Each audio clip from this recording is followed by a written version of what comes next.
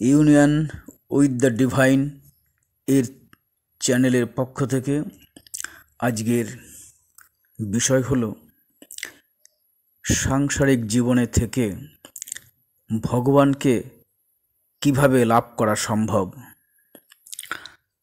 এটা জানার জন্য আমাদের একজন গৃহীর ভগবান নাম শ্যামাচরণ লাহিড়ী মহাশয়ের জীবনীর কিছু অংশ থেকে আমরা জানতে পারব গৃহী মানুষ বা সংসারী মানুষের পক্ষে এই ভোগ সর্বস্ব জীবনে থেকেও কিভাবে করে ভগবানকে লাভ করা যায়।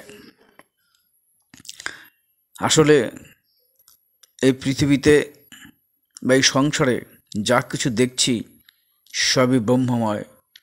সমস্ত প্রাণীর মধ্যেই একই ঈশ্বর নানান রূপে নানানভাবে বিরাজ করছে। তাই এই জগতে সব কিছুই আছে, শুধু নিজের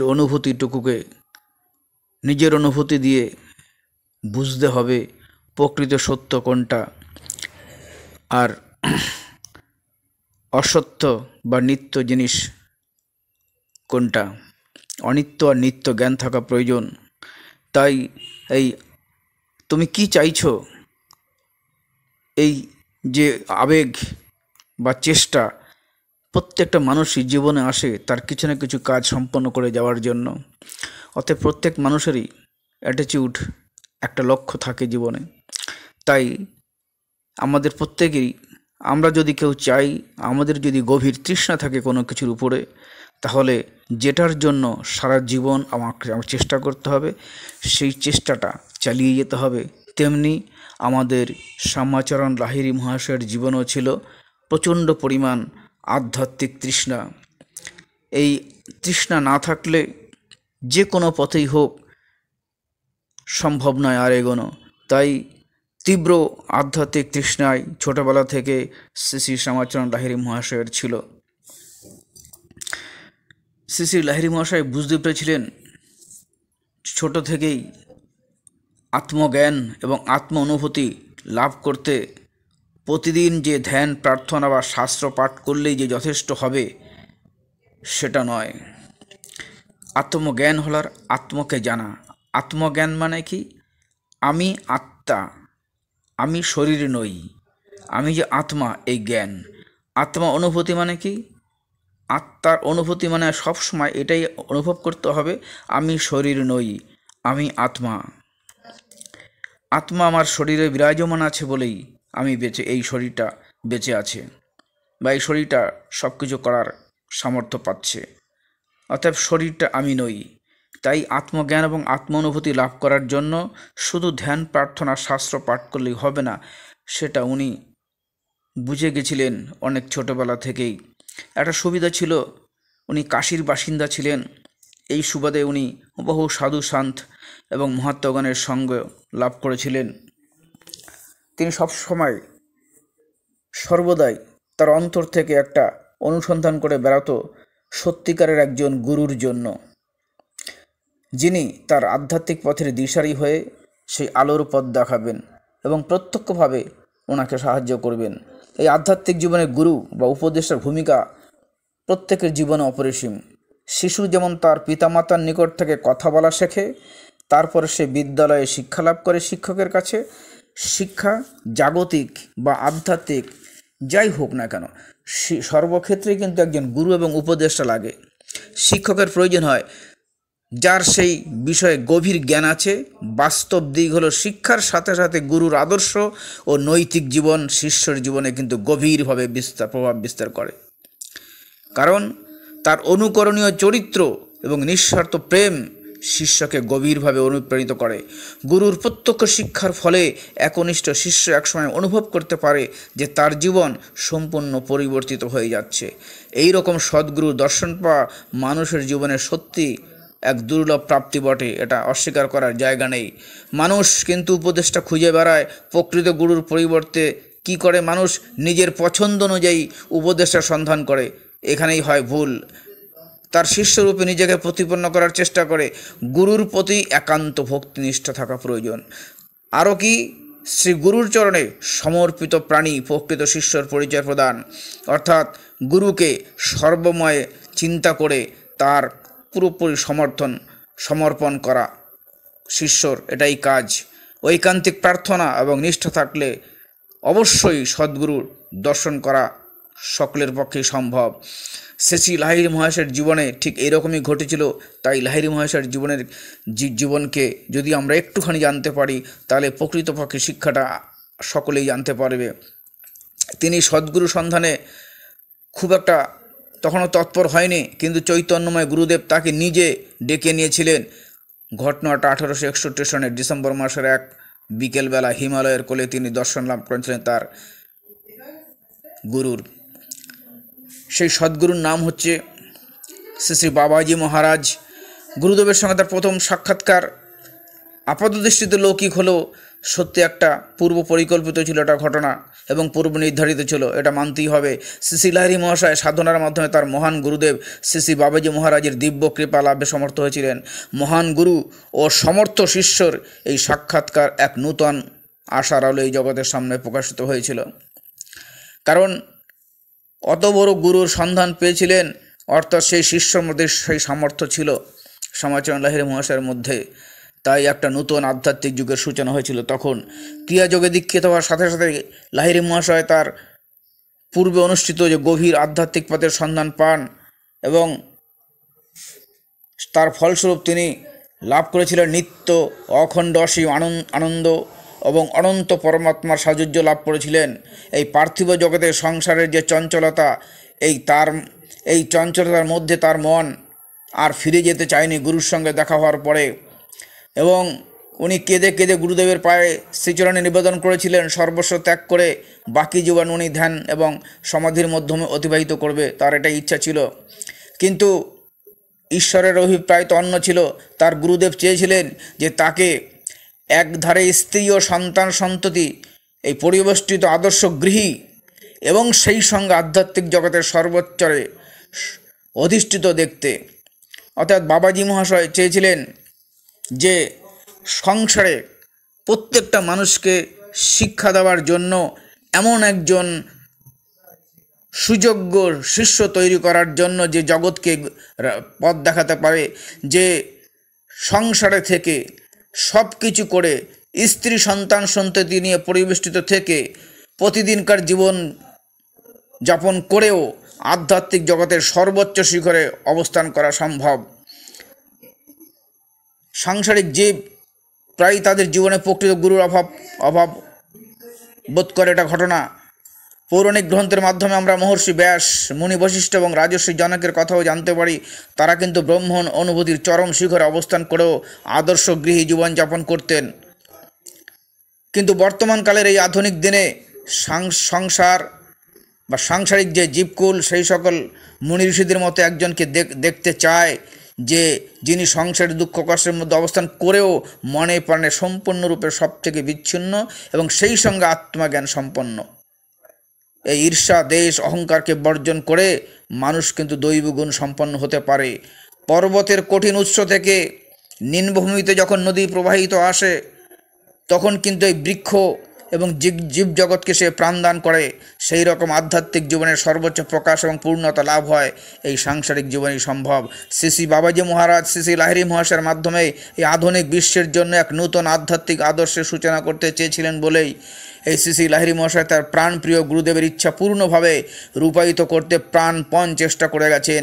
শ্রী শ্রী বাবাজি মহারাজের সঙ্গে সাক্ষাতের পরে শ্রী শ্রী লাহিড়ী মহাশয় দুটো পুত্র এবং 3টে কন্যা অর্থাৎ 5 সন্তানের জনক হয়েও আধ্যাত্মিক অনুভূতির চরম শিখর অবস্থান করেছিলেন এবং তিনি সর্বদা আত্মভাবে বিভোর থাকতেন। 1861 সালের থেকে 1885 এই সময়ের মধ্যে লাহিড়ী মহাশয়কে কর্মসূত্রে উত্তর ভারতের বিভিন্ন স্থানে বদলি হতে হয়েছিল, কাশী এবং দানাপুরেও যেতে হয়েছিল। সেই সময় থেকে একাধারে দায়িত্বশীল স্বামী, স্নেহশীল পিতা, দক্ষ কর্মের ভূমিকা পালন করতে হয়েছিল। নিত্য ধ্যান ধারণার মাধ্যমে তিনি আধ্যাত্মিক ক্রমোন্নতির প্রত্যেকটা সোপানে উনি আরোহণ করেছিলেন। উনি বেছে নিয়েছিলেন রাত্রিকালটা। রাত্রিকালেই তিনি সাধনার প্রকৃত সময় হিসেবে বিবেচনা করেছিলেন।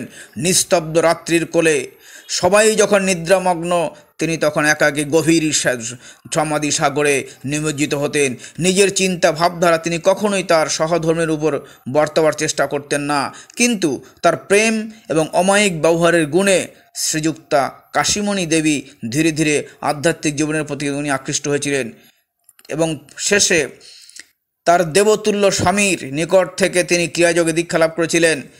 কিন্তু শ্যামাচরণ লাহিড়ী মহাশয় পোশাক আচরণে একজন অতি ভদ্র বাঙালির মতনই উনি ধুতি পাঞ্জাবি পরতেন, কিন্তু উনি কখনোই বাইরে বুঝতে দিতেন না উনি কত বড় যোগী, এবং গৃহে থেকেই যে যোগের চরম সীমায় পৌঁছানো যায় উনি কখনোই ধরা দেননি কোনো মানুষকে। উনি খরম পায়ে পড়তেন এবং খুব আমোদ প্রিয় ছিল, রসিক ছিল, তেমনি সারাদিন নিত্যকর্মের সঙ্গে থেকেও আধ্যাত্মিক সত্যর শিক্ষা দিয়ে যেতেন। আধ্যাত্মিক অনুভূতির চরম শিখরে বাস করা সত্য সর্বদাই উনি বিনয়ী থাকতেন। প্রত্যেকটা শিষ্যর কাছে তিনি ছিলেন অতি প্রিয়। কখনো কখনো শ্রী লাহিড়ী মহাশয় ক্রিয়াযোগের অভ্যাস প্রসঙ্গে বলতেন যে উনি এইটাই শুধু বলতেন যে আমি একটা সুন্দর পথ খুঁজে পেয়েছি, যদি কেউ চায় আমি তাদের সেই পথের সন্ধান দিতে পারি। এই রকম গুরু এখনকার দিনে আমাদের চোখের সামনে এখনও আমরা খুঁজে পাই না। শ্রী শ্রী লাহিড়ী মহাশয় কেবল গৃহস্থেরই গুরু ছিলেন না, তিনি ব্রহ্মচারী এবং সন্ন্যাসীদেরও গুরু ছিলেন। বহু মুসলমান ফকির এবং দরবেশও তার শিষ্যত্ব গ্রহণ করেছিলেন। তার সঞ্চিত এই বহুমূল্য আধ্যাত্মিক সম্পদ অকাতরে বিতরণ করা সত্ত্বেও তিনি কখনও কোনো ধর্মমতের প্রবর্তন করার চেষ্টা করেননি, বরং তিনি সর্বদাই তার শিষ্যদের পরামর্শ দিতেন যে ঈশ্বরের প্রতি ভক্তি এবং আত্মসংযমপূর্বক নিষ্ঠার সঙ্গে এই ক্রিয়া অভ্যাস করো এবং সৎকর্মের অনুষ্ঠান করো। অনেকে আছেন যারা কথায় কথায় শাস্ত্রের বাক্য উদ্ধৃত করে, কিন্তু ব্যক্তি জীবনে তারা সেগুলো কিছু অভ্যাসই করে না। এক্ষেত্রে শ্রী শ্রী লাহিড়ী মহাশয়ের জীবনের প্রত্যেকটা পদক্ষেপ ছিল আধ্যাত্মিকতার চূড়ান্ত দৃষ্টান্ত। যে কোনো অনুরাগী তার জীবন থেকে আধ্যাত্মিক পথ নির্দেশ লাভ করতে পারেন। একটা উল্লেখযোগ্য ঘটনা শ্রী শ্রী লাহিড়ী মহাশয়ের জীবনের গভীর দৃঢ় বিশ্বাসের চিত্র ফুটে ওঠে এখানে। একদিন তিনি তার কক্ষে শিষ্যদের নিকট ভগবদ্গীতার সারতত্ত্ব ব্যাখ্যা করছেন। সেই সময় তার পাশের ঘরেই তার দ্বিতীয় কন্যা সদ্য দেহত্যাগ করেছেন। মৃতদেহ সৎকারের জন্য সকলে শ্মশান যাত্রার জন্য প্রস্তুতি নিচ্ছেন। এক বিশেষ মুহূর্তে আত্মীয় পরিজনের কান্নার রোল পরিবেশকে কিন্তু আরও শোকার্ত করে তুলল। সেই সময় তার প্রিয় শিষ্য মন্তব্য করল যে বোধহয় সব দেহ নিয়ে এবার যাত্রা শুরু হয়েছে, এখন ভগবদ্গীতা এখানে শেষ করা যাক। শ্রী শ্রী লাহিড়ী মহাশয় তখন মৃদু হেসে উত্তর দিয়েছিলেন, ওরা ওদের কাজ করুক, তোমরা তোমাদের কাজ চালিয়ে যাও। তার এই মন্তব্য শুনে সকল শিষ্যগণ ব্যথিত হয়ে বললেন যে এই মুহূর্তে গীতা শোনার মতো মন আমাদের কারণ নেই। পরের দিন লাহিড়ী মহাশয়ের শ্যালক শ্রী রাজেন্দ্রনাথ সান্যাল তাকে জিজ্ঞাসা করেছিলেন যে নিজের প্রিয় কন্যা সন্তানের মৃত্যুতেও কি তিনি এতটুকু ব্যথিত হননি। মহান যোগী মৃদু হেসে উত্তর দিয়েছিলেন যে এই ঘটনা সবাইকে দুঃখিত করতে পারে, কিন্তু পার্থক্য এখানেই যে আত্মজ্ঞান সম্পন্ন এবং আত্মস্থ ব্যক্তি, যার আত্মজ্ঞান হয়েছে, যে ব্যক্তি বুঝেছে আমি শরীর নই, আমি আত্মা, এই শরীর বারবারই মৃত্যু ঘটবে, শরীরের যতদিন বাসনা থাকবে, শরীর যতক্ষণ বাসনা থাকে ততক্ষণ বারবার শরীর ত্যাগ করতে হবে আর শরীর গ্রহণ করতে হবে। তাই বলছে আত্মজ্ঞান সম্পন্ন আত্মস্থ ব্যক্তি এইসবের অনেক ঊর্ধ্বে। একখণ্ড ছোট্ট প্রস্তর নরম মাটিতে যদি ফেলে দাও তাহলে সেটা মাটির ভেতরে ঢুকে যাবে, কিন্তু শক্ত বস্তুর উপর পড়লে সে ছিটকে লাফিয়ে ওঠে। তেমনি কোনো বেদনাদায়ক ঘটনা সমাধিমগ্ন ব্যক্তির মনে কোনো প্রভাব ফেলতে পারে না। আত্মজ্ঞানহীন ব্যক্তি শুধু কেবল সুখ দুঃখ ভোগ করে। শ্রী শ্রী লাহিড়ী বাবা সর্বক্ষণ সাম্য অবস্থায় থাকতেন, কারণ তিনি লাভ করেছিলেন স্থিত প্রজ্ঞ অবস্থা এবং দিব্য জ্ঞান। ক্রিয়াযোগ দীক্ষার প্রদানের সময় লাহিড়ী বাবা নূতন শিষ্যদের উপদেশ দিতেন যে অন্য কারোর কাছে এই ক্রিয়া কৌশল প্রকাশ করবে না। আর কি করবে? নারী জাতিকে ভগবতী মায়ের মূর্তিরূপে প্রদর্শন করবে। বলতেন যতক্ষণ তুমি দেহ ধারণ করে আছো ততক্ষণ তুমি ক্রিয়া অভ্যাস থেকে কখনো বিরত হবে না। শরীর অসুস্থ হলেও তুমি মানসিক ক্রিয়ার অভ্যাস করবে। অন্তরের শত্রু অর্থাৎ কাম, ক্রোধ, লোভ, মোহ এ থেকে মুক্ত হওয়ার চেষ্টা করো, সৎসঙ্গ করো, প্রত্যেক দিন ভগবদ্গীতা পাঠ করো, সর্বদা বিনয়ী হও। মানুষের আধ্যাত্মিক উন্নতির জন্য তার জীবনের প্রত্যেকটা মুহূর্ত ছিল উৎসর্গীকৃত। তার জীবন ছিল যেন শাস্ত্র, সত্যর সংক্ষিপ্ত সার। যারাই তার সংস্পর্শে এসেছে তারাই তার গভীর জ্ঞান, প্রেম, আধ্যাত্মিক অনুভূতি লাভের মাধ্যমে নিজেদের জীবনকে উন্নত করেছিলেন। লাহিড়ী মহাশয়ের পুণ্য জন্ম মহাসমাধি হয় শারদীয়ার শুক্লপক্ষের সপ্তমী এবং অষ্টমী তিথিতে। এই সময় ভারতের জনগণ মহাশক্তি দুর্গার আরাধনায় মেতে ওঠে।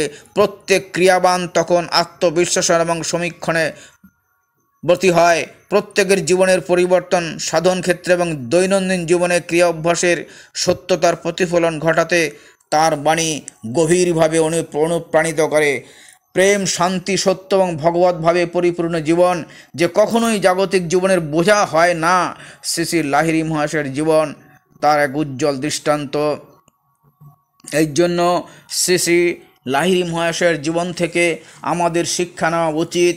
গৃহে থেকে এই কাম সর্বস্ব সংসার জীবনে থেকেও যদি মানসিক তৃষ্ণা থাকে, দৃষ্টিভঙ্গি যদি আমার সঠিক হয়, কোন জিনিসটা সত্য এবং কোন জিনিসটা মিথ্যা, কোনটি চিরদিন থাকবে কোনটি চিরদিন থাকবে না, যদি এই জ্ঞান সকালে সকালে আমরা অনুভব করতে পারি, তাহলে লাহিড়ী বাবার মতন সংসারে থেকেও প্রত্যেকটা মানুষ ভগবানকে লাভ করতে সম্ভব হবে।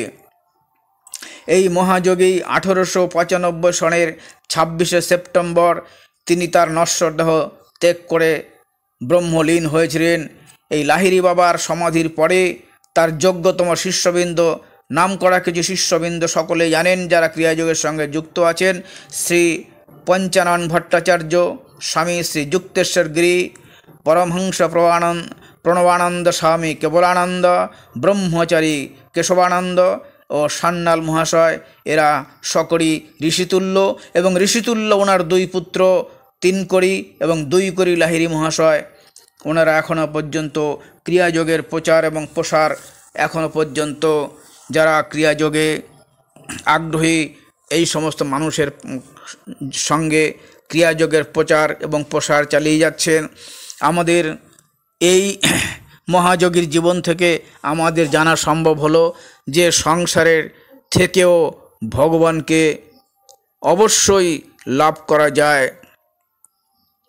আজকের ভিডিওটির এটাই আমাদের উদ্দেশ্য ছিল বা জানার আমাদের আগ্রহ ছিল যে এই কঠিন সংসার জীবনে মোহমায়ায় জড়িত এই সংসার জীবনে থেকেও ভগবানকে কি লাভ করা যায়। একজন মহর্ষির জীবন যাত্রা কিভাবে করে উনি এই সংসার জীবনে সব কিছু করে আমাদের মতন উনি ঈশ্বর লাভ করেছিলেন, ওনার জীবনযাত্রার মাধ্যমেই আমাদের পক্ষে জানা সম্ভব হলো যে সংসার জীবনে থেকে ঈশ্বরকে লাভ করা সম্ভব। ভিডিওটি যারা আধ্যাত্মিক জীবনে প্রবেশ করেছেন, যারা ভগবানকে জানার আগ্রহী, ভগবান যাদের উপর কৃপা করেছেন, যারা একটু এগিয়েছে বা পূর্বজন্মের কিছু কর্মফল নিয়ে এসছেন, যারা সত্য পথে আছেন, ধর্মর পথে আছেন, তাদের হৃদয়ে একটু হলেও আশা করি শ্যামাচরণ লাহিড়ী বাবার জীবন অবশ্যই তাদের কাছে স্নেহপূর্বক এবং সমাদৃত হবে। সকলে ভালো থাকবেন। ভিডিওটি ভালো লাগলে সকল শ্রোতাবন্ধু যারা দেখবেন ভিডিওটি, সবার কাছে অনুরোধ রইল আপনারা লাইক, কমেন্টস, শেয়ার, সাবস্ক্রাইব করবেন। এরকম বহু মুনি ঋষিদের জীবন কাহিনী নিয়েই আপনাদের কাছে হাজির থাকব। আগেও থেকেছি বিভিন্ন চ্যানেলে, আজও থাকব, যতদিন পারি চালিয়ে যাব মহাপুরুষদের জীবন বাণী সমৃদ্ধ কথাবার্তা। যখন তারা দেখেছিলেন তাদের সামনে, শিষ্যদের সামনে তারা যে বক্তব্যগুলো এই সংসার জীবনে সমস্ত মানুষের জন্য দিয়ে গেছেন, সেই সমস্ত বক্তব্যই এই চ্যানেলের মুখ্য উদ্দেশ্য। ধর্ম কথা ভিন্ন, অন্য কোনো কথা নয়। এটাই এই চ্যানেলের আদর্শ এবং এই কথাই বলে যাব। সকলকে নমস্কার। আমার আগের চ্যানেলগুলো যথাক্রমে ডিসকভার ইয়োরসেলফ তারক এবং রিয়াল পারপাস অফ লাইফ, তারপরে এই চ্যানেল আপনাদের কাছে পরিবেশিত হলো। সকলে ভালো থাকবেন। নমস্কার।